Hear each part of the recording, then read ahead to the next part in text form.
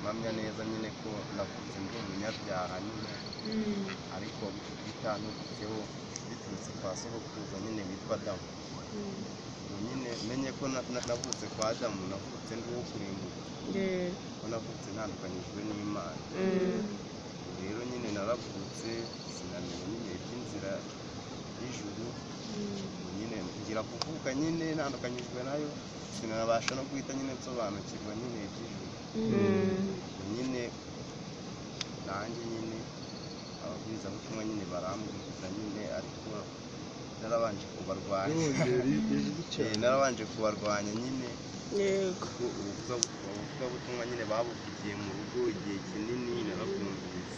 Nyine ndabarwanya, ariko nyine ngera igihe numva yuko uri umunyabyaha uzarimbuka, ngera igihe numva yuko nta mahoro mfite na makeya, ngera igihe numva yuko nkwiye kuva mu byaha nanjye nkabarwaho gutungana.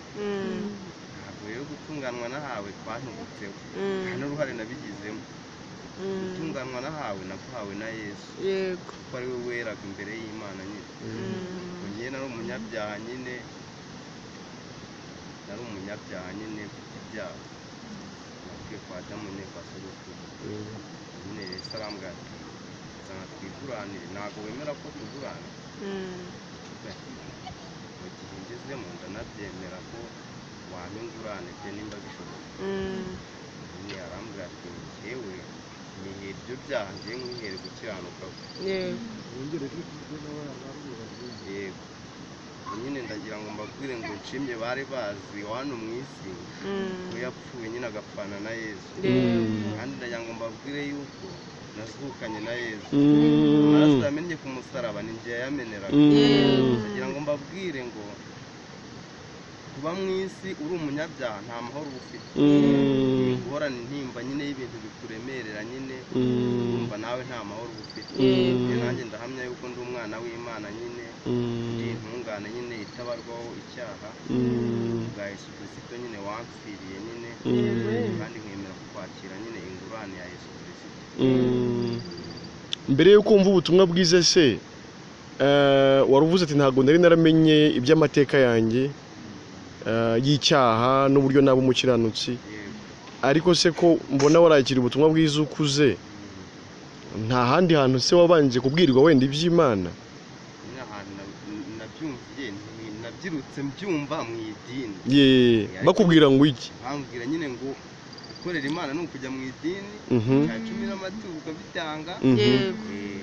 Mutubwire, umwanya ni uwanyu, uyu munsi ni uwanyu, ni umunsi w'amasezerano. Nabaga mu idini nzi ko nkora iby'Imana, ariko nyine nza gusanga ibyo nkora byose no kuva nabaho ubwanjye nta na kimwe nakoze nyine ngo yigeze ibona.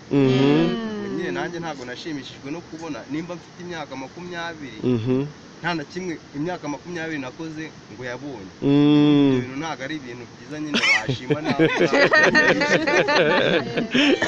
Nanjye nyine bavuga ubutumwa bwiza nyine bambwira yuko nyine abanyedini nabo nta juru babona, ariko bambwira yuko nyine wizeye nyine Yesu Kristo ariho wabonera ijuru, ukabarwaho gutungana kwe nyine nawe ukagurana nawe, gutungana kukamuha ibyaha. Yego. Nanjye nakijijwe nyine biciye muri izo nzira, ntabwo nakijijwe ku bwanjye, nakijijwe ku nibyo. Hanyuma idini wabagamo se ko numva waritsinze ni irihe? Ababaga mu baporo. Ibyo bintu se ko babikubwiye wajyaga unabyumva no mu rugo babivuga, kubera kuza gusura mukecuru ukumva ayo makuru barayavuga. Hanyuma se itandukaniro ryo kuba warabyumvishe, sibyo, no kuba byaba byaragukijije, itandukaniro ubwo ryabiriye? Hari ukubyumva mu mutwe ukabifata nk'ubumenyi, igihamya wumva kiguhamiriza ko nawe wakijijwe koko ni iki? Igihamya kimpamiriza ko nakijijwe, je mu idini nta munezero nagiraga. Nabaga mu idini n'ubundi nuko nakoraga mpfaga ntanezerewe, kuko nabaga mfite nyine umutima uncira ubata nutse kuzarimbuka. Yego. Rega nshaka kwihagurukira nawe utinira igisirinde nk'abandi. Nishimye kandi mura ku gisengero ubundi byo bimarije.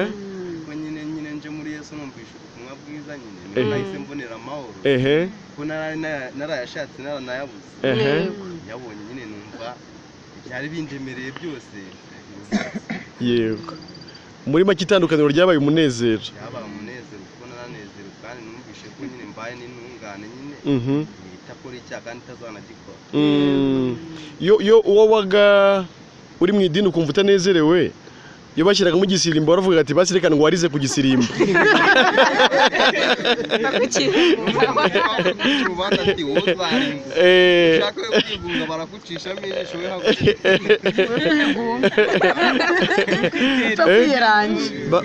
Bakabengera akayoga k'igisirimba kavuga ati reka basi ngo warize kuraga.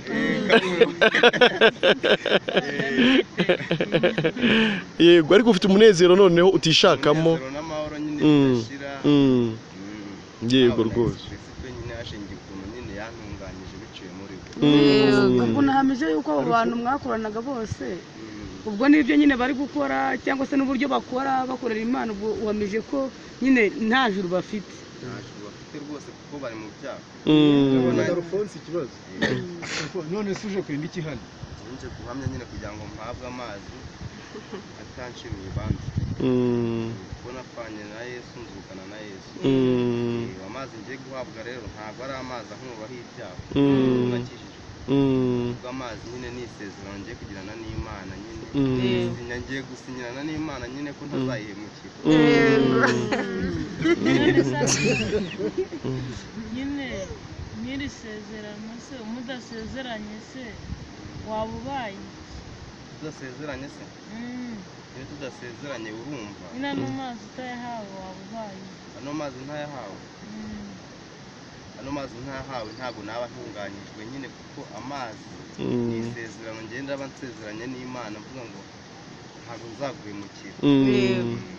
Kuko ntabwo arankuraho ibyaha nyine kuko n'ubundi tubona ko ibyaha amazi ntabwo ibi ni ibizima ntabwo yagukuraho ibyaha. Numve neza twese kugira ngo ikidusobanure. Uramutse upfuye wizeye Yesu ariko bibaye ngombwa yuko ukugwa muri uno mubiri utarahabwa no mazi, ubwo utarasezerana n'Imana nyine ubwo wajya mu ijuru. Nicyo kibazo bari bakubajije. Mfuwe ntarabona no mazi n'ubundi tunariho. Kuko intungane nyine iba yaratunganyijwe na Yesu. Ano mazi ntabwo ariyo yambuza kujya mu ijuru. Ibyo Arufo tugushima Imana.